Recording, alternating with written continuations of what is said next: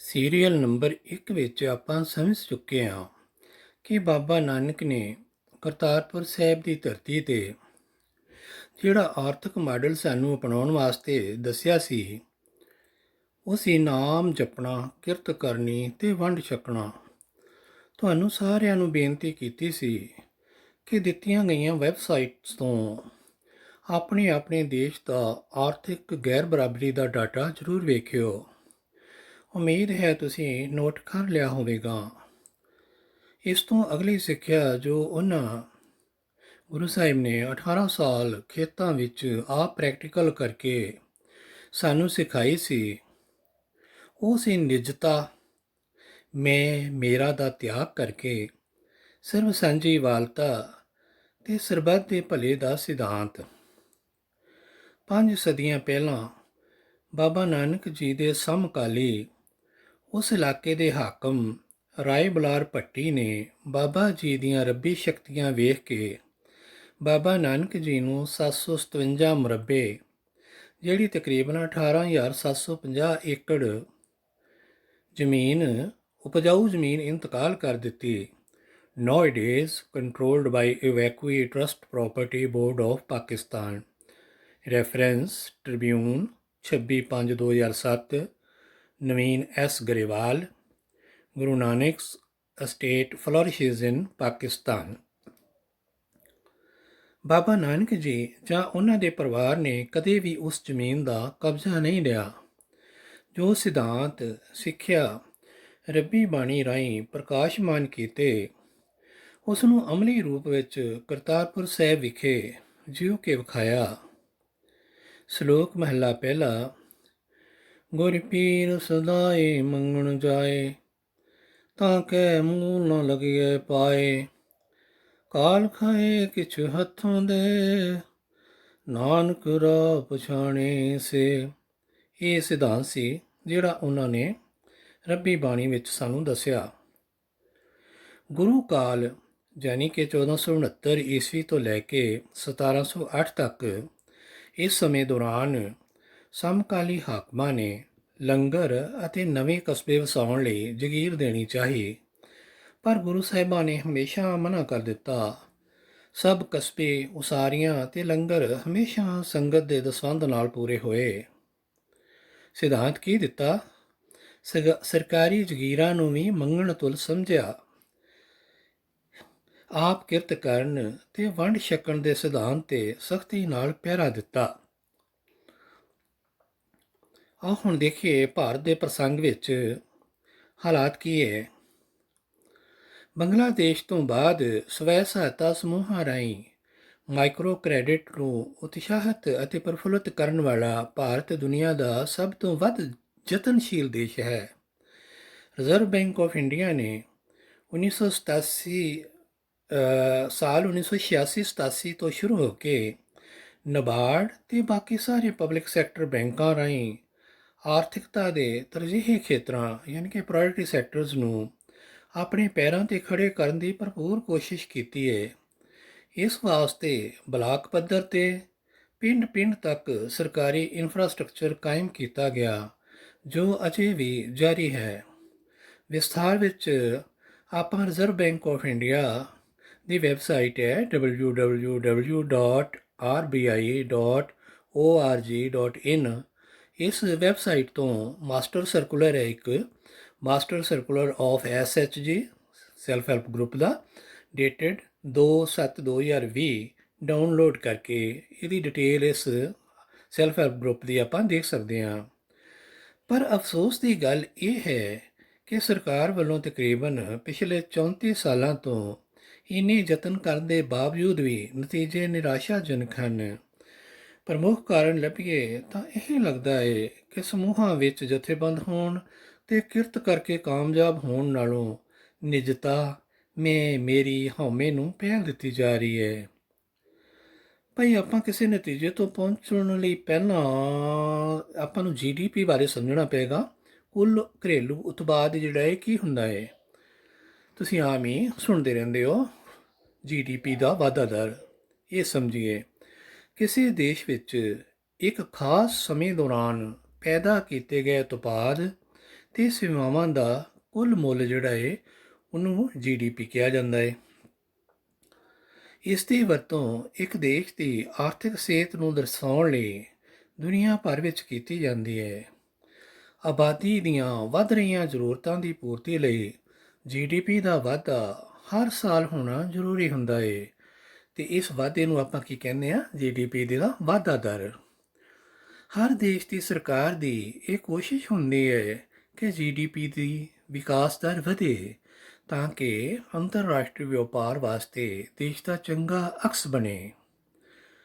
ਚਲੋ ਆਮ ਬੰਦੇ ਦੀ ਭਾਸ਼ਾ ਵਿੱਚ ਆਪਾਂ ਸਮਝੀਏ ਤਾਂ ਜੇਕਰ ਉਤਪਾਦ ਜਾਂ ਸੇਵਾਵਾਂ ਇਹਨਾਂ ਦੋਨਾਂ ਦੀ ਮਿਕਦਾਰ ਜਾਂ ਕੀਮਤ ਵੱਧਦੀ ਹੈ ਤਾਂ ਜੀਡੀਪੀ ਵੱਧਦੀ ਹੈ ਸਾਰੇ ਦੇਸ਼ ਦੀ।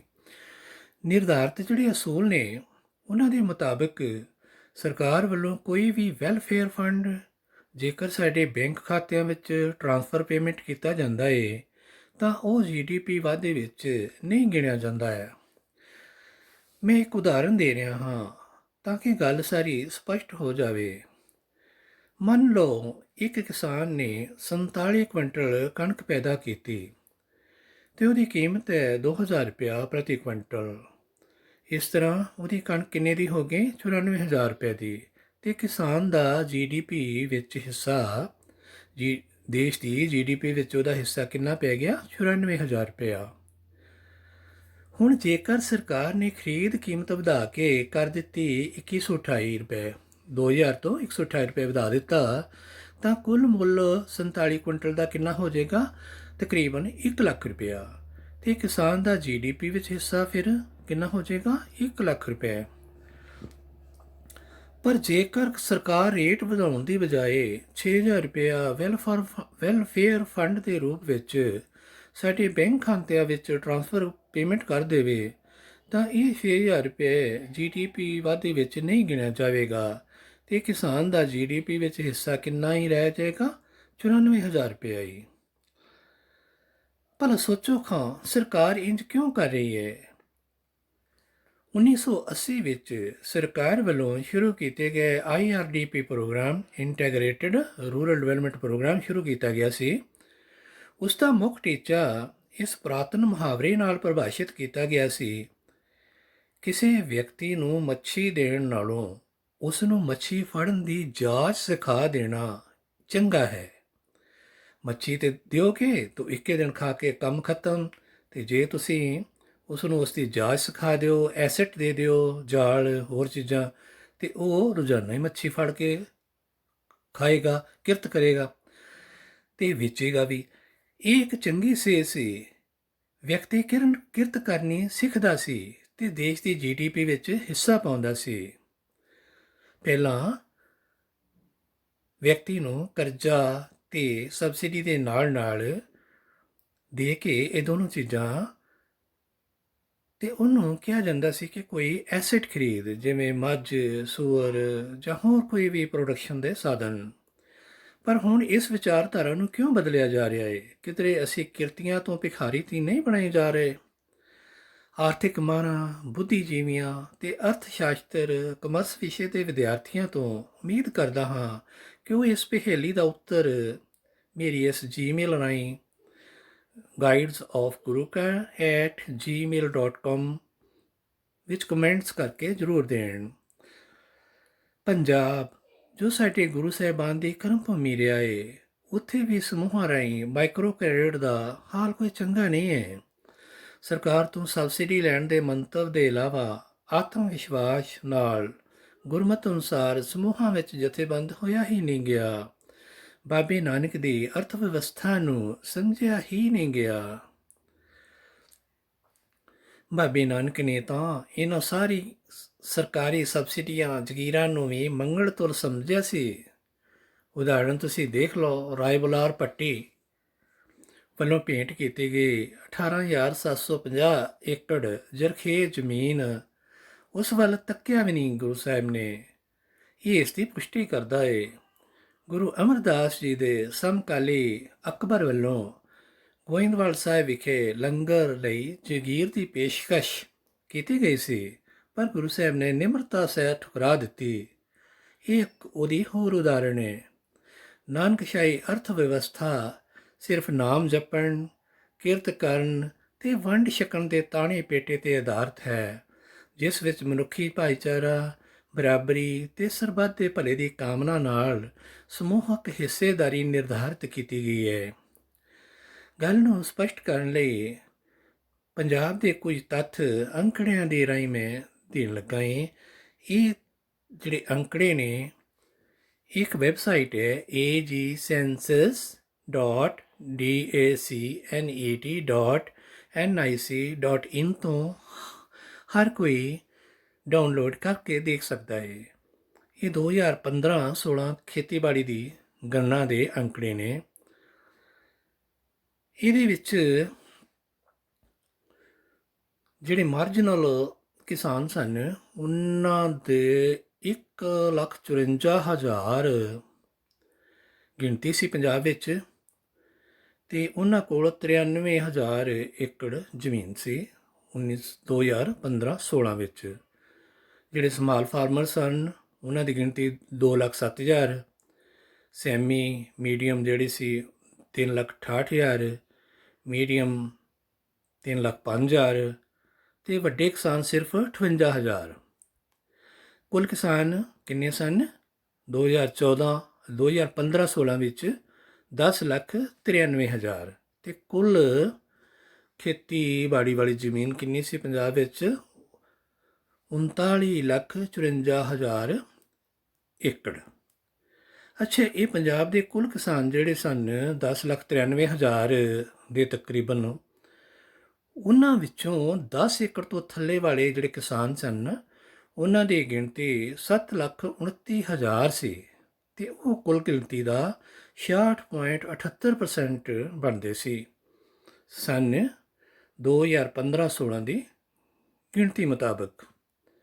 ਇੱਕ ਤੱਥ ਹੋਰ ਸਾਹਮਣੇ ਆਇਆ ਹੈ ਕਿ ਹੁਣੇ ਪ੍ਰਧਾਨ ਮੰਤਰੀ ਕਿਸਾਨ ਸਨਮਾਨ ਯੋਜਨਾ, ਇਸ ਅਧੀਨ ਪੰਜਾਬ ਦੇ ਉਹ ਕਿਸਾਨ ਜਿਨ੍ਹਾਂ ਨੇ 2,000 ਰੁਪਏ ਦੀ ਪਹਿਲੀ ਕਿਸ਼ਤ ਖਾਤੇ ਵਿੱਚ ਪਵਾ ਲਈ ਹੈ, ਉਹਨਾਂ ਦੀ ਗਿਣਤੀ ਹੁਣ 23,44,083 ਹੋ ਗਈ ਹੈ। ਹੁਣ ਆਪਾਂ ਇਹਨਾਂ ਦੋਨਾਂ ਅੰਕੜਿਆਂ ਦਾ ਜੇਕਰ ਅਧਿਐਨ ਕਰੀਏ ਨਾ, ਤੇ ਇੱਕ ਗੱਲ ਸਪਸ਼ਟ ਹੋ ਜਾਂਦੀ ਹੈ ਕਿ ਪਿਛਲੇ 5 ਸਾਲਾਂ ਵਿੱਚ, ਯਾਨੀ ਕਿ 2015-16 ਤੋਂ ਲੈ ਕੇ 2015-16 ਹੁਣ ਤੱਕ ਜਿਹੜੀ ਖੇਤੀਬਾੜੀ ਯੋਗ ਜ਼ਮੀਨ ਦੀ ਪਰਿਵਾਰਕ ਵੰਡ ਹੋ ਕੇ ਪੰਜਾਬ ਦੇ ਕੁੱਲ ਕਿਸਾਨਾਂ ਦੀ ਗਿਣਤੀ ਹੁਣ 10,92,713 ਤੋਂ ਵੱਧ ਕੇ 23,44,083 ਹੋ ਗਈ ਹੈ। ਤਕਰੀਬਨ ਦੁੱਗਣੀ ਗਿਣਤੀ ਹੋ ਗਈ ਹੈ ਪਰਿਵਾਰਕ ਵੰਡ ਹੋ ਕੇ। ਅਤੇ ਜਿਹੜੇ 10 ਏਕੜ ਤੋਂ ਥੱਲੇ ਵਾਲੇ ਕਿਸਾਨ 2015-16 ਵਿੱਚ 66.78% ਹਨ, ਉਹ ਤਾਂ ਬਹੁਤ ਜ਼ਿਆਦਾ ਵੱਧ ਗਏ ਹੋਣਗੇ। ਇਹਦੇ ਅੰਕੜੇ ਹੁਣ ਇਸ ਗਣਨਾ ਤੋਂ ਬਾਅਦ ਆਉਣਗੇ 2020-21 ਤੋਂ ਬਾਅਦ, ਪਰ ਇਹ 66.78 ਤੋਂ ਕਿਧਰੇ ਵੱਧ ਹੈ। ਇਹੀ ਹਾਲ ਜਿਹੜਾ MSME ਸੈਕਟਰ ਹੈ ਸਾਡਾ, ਜਿਹਦੇ ਵਿੱਚ ਛੋਟੇ ਉਦਯੋਗ, ਕਿਸਾਨ, ਦੁਕਾਨਦਾਰ, ਸੇਵਾਵਾਂ ਆ ਜਾਂਦੀਆਂ ਨੇ, ਉਹਨਾਂ ਦਾ ਹਾਲ ਇਹ ਹੈ ਕਿ ਸੰਸਾਰ ਪੱਧਰ 'ਤੇ WTO ਵਰਲਡ ਟ੍ਰੇਡ ਆਰਗੇਨਾਈਜੇਸ਼ਨ ਦੇ ਭਾਰਤ ਸਮੇਤ 164 ਮੁਲਕਾਂ ਨੇ FTA ਕੀ ਹੁੰਦਾ ਹੈ? ਫ੍ਰੀ ਟ੍ਰੇਡ ਐਗਰੀਮੈਂਟ ਕੀਤੇ ਹੋਏ ਹਨ। ਉਸ ਦਾ ਉਦੇਸ਼ ਬਗੈਰ ਜ਼ਿਆਦਾ ਰੁਕਾਵਟਾਂ ਦੇ ਆਪਸੀ ਆਯਾਤ ਨਿਰਯਾਤ ਕਰਨਾ ਹੈ। ਇਸ ਖੁੱਲ੍ਹੀ ਮੰਡੀ ਵਿਵਸਥਾ ਵਿੱਚ ਡਿਮਾਂਡ ਤੇ ਸਪਲਾਈ ਨਿਯਮ ਕੰਮ ਕਰਦਾ ਹੈ। ਸਰਕਾਰਾਂ ਦੁਆਰਾ ਅੰਤਰਰਾਸ਼ਟਰੀ ਵਪਾਰ ਵਿੱਚ ਸਬਸਿਡੀ, ਟੈਰਿਫ, ਕੋਟੇ ਅਤੇ ਹੋਰ ਕਿਸੇ ਤਰ੍ਹਾਂ ਦੀ ਰੁਕਾਵਟ ਪਾਉਣ ਦੇ ਜਿਹੜੇ ਅਧਿਕਾਰ ਸਨ, ਉਹ ਸੀਮਤ ਹੋ ਗਏ ਹਨ। ਮੰਗ ਤੇ ਆਪੂਰਤੀ ਦੇ ਸਿਧਾਂਤ ਅਧੀਨ ਉਹੀ ਵਸਤਾਂ, ਸੇਵਾਵਾਂ ਬਾਜ਼ਾਰ ਵਿੱਚ ਟਿਕੇ ਰਹਿਣਗੀਆਂ ਜੋ ਸਸਤੀਆਂ, ਮਿਆਰੀ ਅਤੇ ਜਿਨ੍ਹਾਂ ਦੀ ਬਾਜ਼ਾਰ ਵਿੱਚ ਮੰਗ ਹੈ। ਜਿਵੇਂ ਗੁਰੂ ਸਾਹਿਬ ਨੇ ਕਿਹਾ ਹੈ ਨਾ, ਧੇਨ ਦੁੱਧੇ ਤੇ ਬਾਹਰੀ, ਕਿਤੇ ਨਾ ਆਵੇ ਕਾਮ। ਜਿਸ ਚੀਜ਼ ਦੀ ਮੰਗ ਨਹੀਂ ਹੈ, ਉਹ ਆਪਾਂ ਪੈਦਾ ਕਰਕੇ ਰੱਖੀ ਜਾਵਾਂਗੇ, ਉਹਦਾ ਕੋਈ ਵੀ ਫਾਇਦਾ ਨਹੀਂ ਹੈ। ਖੁੱਲ੍ਹੀਆਂ ਮੰਡੀ ਵਿਵਸਥਾ ਵਿੱਚ ਆਰਥਿਕਤਾ ਦੇ ਇਹਨਾਂ ਕਮਜ਼ੋਰ ਤਰਜੀਹੀ ਖੇਤਰਾਂ ਦਾ ਉਹਨਾਂ 10% ਕਾਰਪੋਰੇਟ ਘਰਾਣਿਆਂ ਨਾਲ ਮੁਕਾਬਲਾ ਕਰਨਾ ਬਹੁਤ ਔਖਾ ਹੈ, ਜਿਨ੍ਹਾਂ ਨੇ ਪਹਿਲਾਂ ਦੱਸੇ ਅਨੁਸਾਰ ਸੰਸਾਰ ਦੇ ਸੰਸਾਰ ਪੱਧਰ ਤੇ 81.7% ਧਨ ਦੌਲਤ ਯਾਨੀ ਕਿ ਵੈਲਥ ਤੇ ਕਬਜ਼ਾ ਕਰ ਲਿਆ ਹੈ। ਸ੍ਰੀ ਗੁਰੂ ਗ੍ਰੰਥ ਸਾਹਿਬ ਜੀ ਵਿੱਚ ਦਰਜ ਬਾਣੀ ਰੱਬੀ ਬਾਣੀ, ਇਹਦੇ ਰਾਹੀਂ ਦਿੱਤੇ ਸਿਧਾਂਤ ਮਨੁੱਖ ਦੇ ਵਿਅਕਤੀਗਤ ਤੇ ਸਮਾਜਿਕ ਤੌਰ ਤੇ ਇੱਕ ਆਨੰਦਮਈ ਜੀਵਨ ਜਿਉਣ ਲਈ ਹਮੇਸ਼ਾ ਲਈ ਚਾਨਣ ਮੁਨਾਰਾ ਰਹੇ ਹਨ। ਵੱਡੇ ਤੋਂ ਵੱਡੇ ਗੈਰ ਕੁਦਰਤੀ ਵਰਤਾਰਿਆਂ ਚੁਣੌਤੀਆਂ ਨੂੰ ਹੱਲ ਕਰਨ ਦੀ ਇਸ ਵਿੱਚ ਸਮਰੱਥਾ ਹੈ। ਸ਼ਰਤ ਇੱਕ ਹੀ ਹੈ ਕਿ ਮਨੁੱਖ ਆਪਣੇ ਮਨ ਦੀ ਘਾੜਤ ਗੁਰਬਾਣੀ ਅਨੁਸਾਰ ਘੜ ਕੇ ਇੱਕ ਸੰਪੂਰਨ ਪਰਸਨੈਲਿਟੀ ਬਣਾ ਲਵੇ। ਤਰਜੀਹੀ ਖੇਤਰ ਦੇ ਇਹਨਾਂ ਕਮਜ਼ੋਰ ਵਰਗਾਂ ਕੋਲ ਸਿਰਫ ਇੱਕ ਹੀ ਤਰੀਕਾ ਹੈ ਜਿਸ ਨੂੰ ਅਪਣਾ ਕੇ ਉਹ ਜਿੰਦਾ ਰਹਿ ਕੇ ਮੁਕਾਬਲਾ ਕਰ ਸਕਦੇ ਹਨ, ਤੇ ਉਹ ਹੈ ਕਿ manufacturing by self help group, distribution servicing by self help group ਤੇ ਕੰਜ਼ੰਪਸ਼ਨ ਵੀ ਬਾਈ ਸੈਲਫ ਹੈਲਪ ਗਰੁੱਪ। ਉਤਪਾਦਨ ਸਮੂਹਾਂ ਰਾਹੀਂ, ਵੰਡ ਪ੍ਰਣਾਲੀ ਸਮੂਹਾਂ ਰਾਹੀਂ, ਸੇਵਾਵਾਂ ਵੀ ਸਮੂਹਾਂ ਰਾਹੀਂ, ਤੇ ਕਾਹਦੇ ਵਾਸਤੇ? ਸਮੂਹਾਂ ਦੀ ਕੰਜ਼ੰਪਸ਼ਨ ਖਪਤ ਵਾਸਤੇ। ਜੇਕਰ ਇਹ ਕਮਜ਼ੋਰ ਸੈਕਟਰ ਸਵੈ ਸਹਾਇਤਾ ਸਮੂਹਾਂ ਵਿੱਚ ਜਥੇਬੰਦ ਹੋ ਕੇ ਗੁਰੂ ਦੇ ਦੱਸੇ ਨਾਮ ਜਪਣ, ਕਿਰਤ ਕਰਨ, ਵੰਡ ਛਕਣ ਦੇ ਸਿਧਾਂਤ ਤੇ ਸਖਤੀ ਨਾਲ ਪਹਿਰਾ ਦਿੰਦੇ ਹੋਏ ਮਨੁੱਖੀ ਭਾਈਚਾਰੇ, ਸਰਬ ਸਾਂਝੀਵਾਲਤਾ ਤੇ ਸਰਬੱਤ ਦੇ ਭਲੇ ਦੀ ਕਾਮਨਾ ਨਾਲ ਚੱਲਣਗੇ ਤਾਂ ਹੀ ਜਿੰਦਾ ਰਹਿਣਗੇ। ਪ੍ਰਾਇਮਰੀ ਸੈਕਟਰ ਖੇਤੀਬਾੜੀ ਵਿਚਲੇ 10 ਏਕੜ ਤੋਂ ਘੱਟ ਮਾਲਕੀ ਵਾਲੇ ਕਿਸਾਨਾਂ ਵਾਸਤੇ ਇਹ ਹੁਣ ਅਤਿਅੰਤ ਜ਼ਰੂਰੀ ਹੋ ਗਿਆ ਹੈ ਕਿ ਉਹ ਸਮੂਹਾਂ ਵਿੱਚ ਜਥੇਬੰਦ ਹੋ ਕੇ ਆਪਣੇ ਪਿੰਡ ਵਿੱਚ ਸਮੂਹਕ ਤੌਰ ਤੇ ਅਨਾਜ ਭੰਡਾਰ, ਡਰਾਇਰ, ਕੋਲਡ ਸਟੋਰ, ਆਪਣੀ ਮੰਡੀ, ਆਪਣੀ ਸਾਂਝੀ ਖੇਤੀ ਦਾ ਨਿਰਮਾਣ ਕਰਕੇ ਤੇ ਨਾਲ ਫੂਡ ਪ੍ਰੋਸੈਸਿੰਗ ਕਰਕੇ ਆਪ ਮੰਡੀਕਰਨ ਕਰਨ। ਸਰਕਾਰਾਂ ਵੀ ਹੁਣ ਕੋਈ ਮਦਦ ਨਹੀਂ ਕਰ ਸਕਣਗੀਆਂ ਕਿਉਂਕਿ ਪਿਛਲੇ 34 ਸਾਲਾਂ ਤੋਂ ਉਹ ਸਾਨੂੰ ਸੈਲਫ ਹੈਲਪ ਗਰੁੱਪ ਵਿੱਚ ਜਥੇਬੰਦ ਕਰਨ ਦੀ ਬਹੁਤ ਕੋਸ਼ਿਸ਼ ਕਰ ਚੁੱਕੀ ਹੈ, ਪਰ ਆਪਾਂ ਸੁੱਤੇ ਹੋਏ ਹਾਂ। ਸਰਕਾਰਾਂ ਦੇ ਹੱਥ ਹੁਣ ਵਰਲਡ ਟ੍ਰੇਡ ਆਰਗੇਨਾਈਜੇਸ਼ਨ WTO ਦੇ ਫ੍ਰੀ ਟ੍ਰੇਡ ਐਗਰੀਮੈਂਟ ਨਾਲ ਬੱਝੇ ਹੋਏ ਹਨ। 5 ਸਦੀਆਂ ਪਹਿਲਾਂ ਦਿੱਤੀ ਬਾਬੇ ਨਾਨਕ ਦੀ ਨਾਨਕਸ਼ਾਹੀ ਅਰਥ ਵਿਵਸਥਾ ਨੂੰ ਆਪਾਂ ਹੁਣ ਵੀ ਨਾ ਅਪਣਾਇਆ ਨਾ ਤਾਂ ਕਾਰਪੋਰੇਟ ਘਰਾਣਿਆਂ ਦਾ ਐਨਾਕੋਂਡਾ ਤੁਹਾਨੂੰ ਨਿਗਲਣ ਵਾਸਤੇ ਤਿਆਰ ਬੈਠਾ ਏ। ਆਪਣੀ ਧਨ ਦੌਲਤ, ਵੈਲਥ ਦੀ ਬਦੌਲਤ ਉਹਨਾਂ ਵਿੱਚ ਅਥਾਹ ਖਰੀਦ ਸ਼ਕਤੀ ਹੈ ਜਿਸ ਨਾਲ ਉਹ ਕਿਸੇ ਨੂੰ ਵੀ ਪ੍ਰਭਾਵਿਤ ਖਰੀਦ ਕਰ ਸਕਦੇ ਹਨ। ਇਹਨਾਂ ਦੀ ਤ੍ਰਿਸ਼ਨਾ ਕਦੇ ਖਤਮ ਨਹੀਂ ਹੁੰਦੀ। ਅਜਿਹੇ ਆਰਥਿਕ ਸਿਸਟਮ ਵਿੱਚ ਕਿਰਤੀਆਂ ਦੀ ਹਾਲਤ ਲਗਾਤਾਰ ਬਦਤਰ ਹੁੰਦੀ ਜਾਂਦੀ ਹੈ। ਇੱਕ ਉਦਾਹਰਣ ਦੇਣ ਲੱਗਾ ਏ, ਜੰਗਲ ਵਿੱਚ ਭਾਈ ਅੱਗ ਲੱਗੀ ਵੇਖੀ ਤੇ ਬੁਝਾਉਣ ਉਡੀਕ ਕੇ ਚਿੜੀ ਨੂੰ ਚੁੰਝ ਵਿੱਚ ਪਾਣੀ ਲਿਜਾਂਦਿਆਂ ਵੇਖ ਕੇ ਨਾ ਕਿਸੇ ਨੇ ਮਜ਼ਾਕ ਉਡਾਇਆ ਸੀ, ਤੇਰੇ ਇਸ ਪਾਣੀ ਨਾਲ ਅੱਗ ਤੇ ਬੁਝਣੀ ਨਹੀਂ, ਐਵੇਂ ਆਪਣੇ ਖੰਭ ਸਾੜ ਲਵੇਂਗੀ। ਚਿੜੀ ਨੇ ਜਵਾਬ ਦਿੱਤਾ, ਮੈਨੂੰ ਪਤਾ ਅੱਗ ਨਹੀਂ ਬੁਝਣੀ, ਪਰ ਇਤਿਹਾਸ ਵਿੱਚ ਇਹ ਤੇ ਲਿਖਿਆ ਜਾਵੇਗਾ ਕਿਸੇ ਚਿੜੀ ਨੇ ਅੱਗ ਬੁਝਾਉਣ ਦੀ ਕੋਸ਼ਿਸ਼ ਕੀਤੀ। ਗੁਰੂ ਘਰ ਦੇ ਇਸ ਗਾਈਡ ਨੂੰ ਪਤਾ ਹੈ, ਜੇਕਰ 5 ਸਦੀਆਂ ਪਹਿਲਾਂ ਆਪਣੇ ਗੁਰੂ ਦੀ ਦੱਸੀ ਨਾਨਕਸ਼ਾਹੀ ਅਰਥ ਵਿਵਸਥਾ ਨਹੀਂ ਮੰਨੀ, 34 ਸਾਲਾਂ ਤੋਂ ਸਰਕਾਰ ਦੀ ਨਹੀਂ ਮੰਨੀ, ਤਾਂ ਹੁਣ ਭਾਈ ਕਿਸ ਨੇ ਮੰਨਣੀ ਹੈ। ਪਰ ਹੋਰ ਕੁਝ ਸਾਲਾਂ ਬਾਅਦ ਜਦੋਂ ਕੋਈ ਸਰਦਾਰੀਆਂ ਤੋਂ ਬਣੇ ਭਿਖਾਰੀਆਂ ਦੀ ਦਾਸਤਾਨ ਲਿਖੇਗਾ ਨਾ, ਤਾਂ ਉਸ ਵਿੱਚ ਇਹ ਜ਼ਰੂਰ ਜ਼ਿਕਰ ਕਰੇਗਾ ਕਿ ਕਿਸੇ ਗੁਰੂ ਘਰ ਦੇ ਗਾਈਡ ਨੇ ਮੋਢਾ ਫੜ ਕੇ ਤੁਹਾਨੂੰ ਹਿਲਾਉਣਿਆ ਸੀ। ਉੱਠੋ, ਅਜੇ ਵੀ ਸਮਾਂ ਹੈ। ਸੈਲਫ ਹੈਲਪ ਗਰੁੱਪਾਂ ਵਿੱਚ ਸੰਗਠਿਤ ਹੋ ਜਾਓ। ਪਰ ਨਾ ਗੁਰੂ ਦੇ ਦੱਸੇ ਅਨੁਸਾਰ ਆਪਣਾ ਕਿਰਦਾਰ ਬਣਾਇਆ ਆਪਾਂ ਤੇ ਨਾ ਨਾਨਕਸ਼ਾਹੀ ਅਰਥ ਵਿਵਸਥਾ ਨੂੰ ਸਮਝਿਆ। ਇਹ ਮਨੁੱਖੀ ਸੁਭਾਅ ਹੈ ਕਿ ਉਹਨਾਂ ਚਿਰ ਨਹੀਂ ਸਮਝਦਾ ਜਦ ਤੱਕ ਉਸਦੇ ਸਿਰ ਵਿੱਚ ਡੰਡਾ ਨਹੀਂ ਪੈਂਦਾ।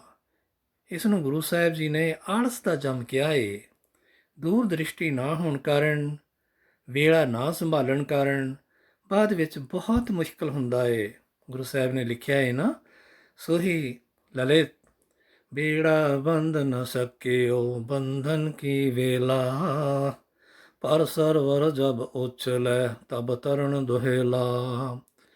ਦਸਵੇਂ ਪਾਤਸ਼ਾਹ ਸ੍ਰੀ ਗੁਰੂ ਗੋਬਿੰਦ ਸਿੰਘ ਜੀ ਵੱਲੋਂ ਆਖਰੀ ਸਮੇਂ ਦਿੱਤੇ ਗੁਰੂ ਗ੍ਰੰਥ ਤੇ ਗੁਰੂ ਪੰਥ ਦੇ ਫਲਸਫੇ ਨੂੰ ਸਮਝੀਏ ਭਾਈ, ਕਿ ਹਰ ਸਮੇਂ ਸੇਧ ਆਪਾਂ ਸ੍ਰੀ ਗੁਰੂ ਗ੍ਰੰਥ ਸਾਹਿਬ ਜੀ ਤੋਂ ਲੈਣੀ ਹੈ ਤੇ ਉਸ ਸਿਧਾਂਤ ਨੂੰ ਅਮਲੀ ਜਾਮਾ ਪਹਿਨਾਉਣਾ ਗੁਰੂ ਪੰਥ ਨੇ ਹੈ।